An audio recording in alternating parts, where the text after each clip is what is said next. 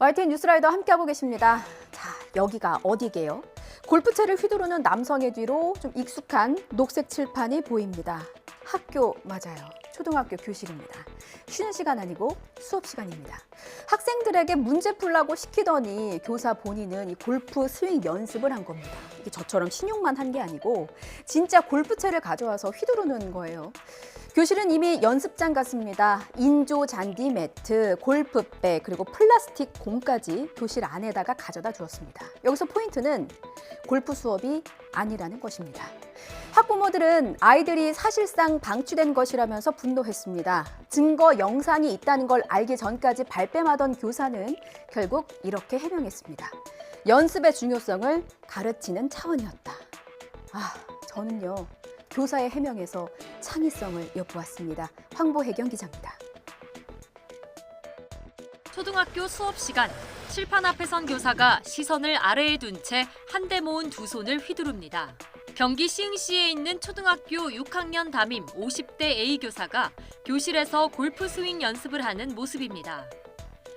새학기 초부터 교사가 모둠 활동이나 문제풀이를 시킨 뒤 종종 골프 연습을 했다는 게 학생들의 증언입니다.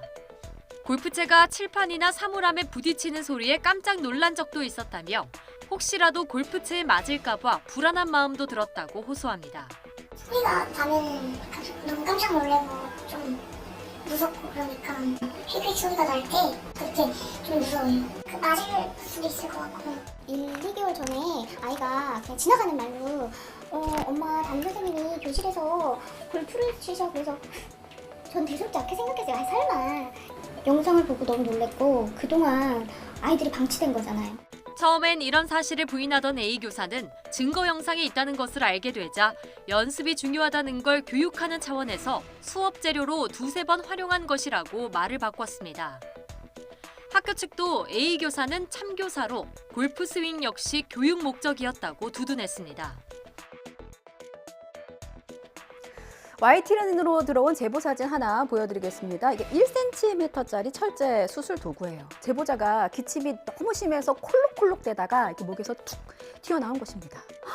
이게 대체 뭐야? 이거 뭐 날카롭기까지 합니다. 제보자 얼마나 놀라셨겠어요? 불현듯 전날 치과에 갔던 게 생각났습니다.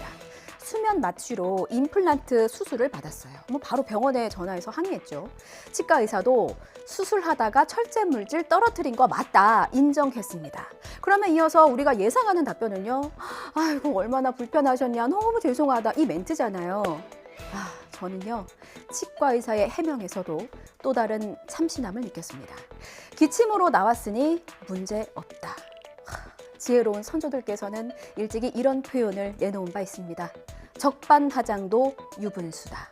우종훈 기자입니다. 사무실에서 전화를 받던 남성이 기침을 합니다. 통화하기도 어려울 정도로 기침이 점점 심해져서 동료들은 하던 일을 멈출 정도입니다. 여보세요? 사무실을 벗어나서도 기침은 계속됐고 1cm 정도 되는 철제 물질이 돌연 남성의 목에서 튀어나왔습니다. 거의 뭐 이렇게 숨이 안 쉬어지는 정도? 그거 엄청 답답했었죠. 그걸 뱉어낼 때 이게 어떻게 나왔지 이제 이런 생각이 많이 들었죠. 그리고 혹시 뭐 목구멍이나 어디가 뭐 찢어진 게 아닐까, 어디 다친 게 아닐까. 폐로 넘어가서 개복수를 하고 그런 것도 보고 그랬는데 그게 아니니까 제가 아무 조치도 안 합니다. 임플란트 비용을 전액 돌려달라는 요구에는 인건비 등을 따지면 이미 잇몸에 이식한 도구도 빼야 한다는 답이 돌아왔습니다. 이와 관련해 대한치과의사협회는 임플란트 수술을 할 때 사용하는 도구가 수술 중 실수로 빠진 것 같다며 일반적이진 않은 일이라고 평가했습니다. 또 기침으로 나와 합병증 가능성은 없지만 폐로 넘어갔다면 큰 피해로 이어졌을 수 있다고 덧붙였습니다. 환자는 한국소비자원에 병원을 제소했는데 정작 소비자원에도 명확한 환급 기준은 없습니다. YTN은 해당 병원에 수차례 입장을 물었지만 병원은 취재에 응하지 않겠다고 밝혔습니다.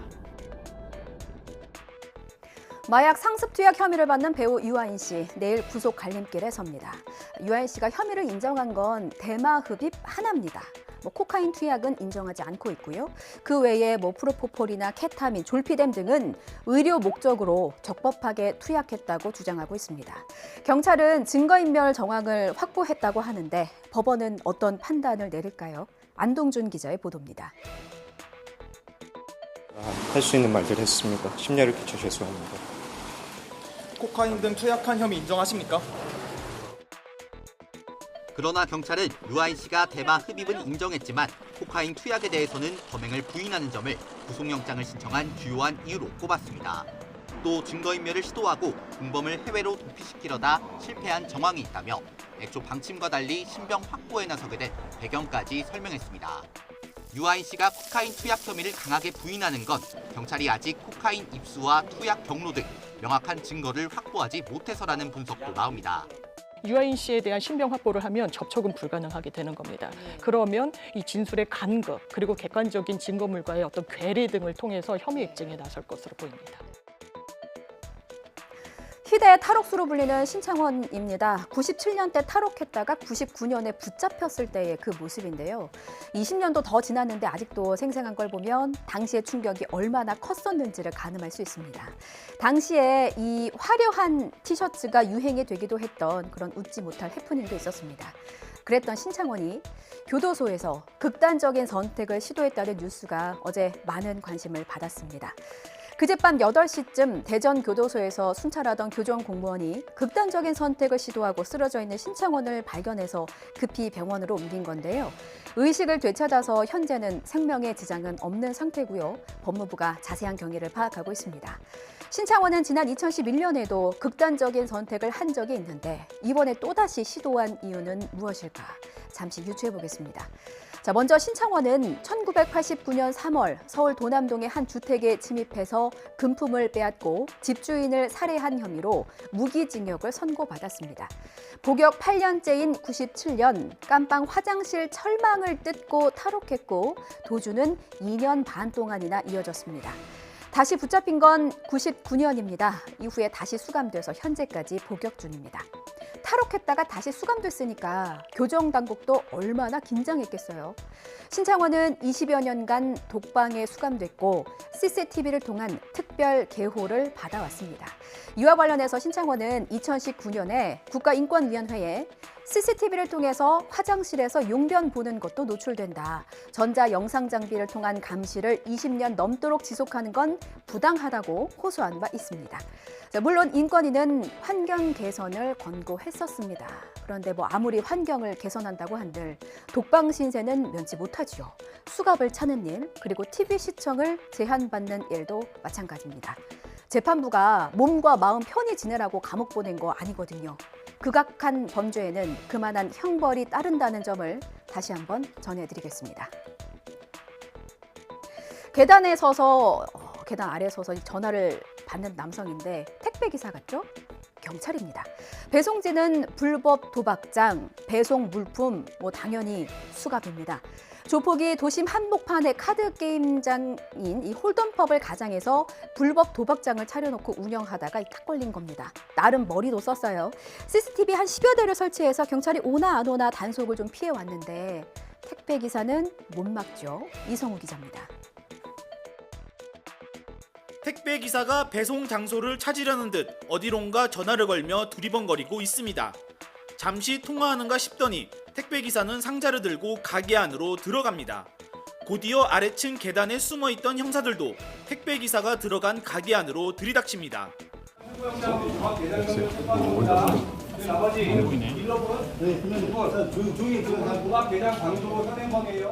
충북경찰청은 불법 도박장을 차린 혐의로 조직폭력배 45살 A씨 등 2명과 나머지 일당 그리고 도박 참가자 등 23명을 붙잡았습니다.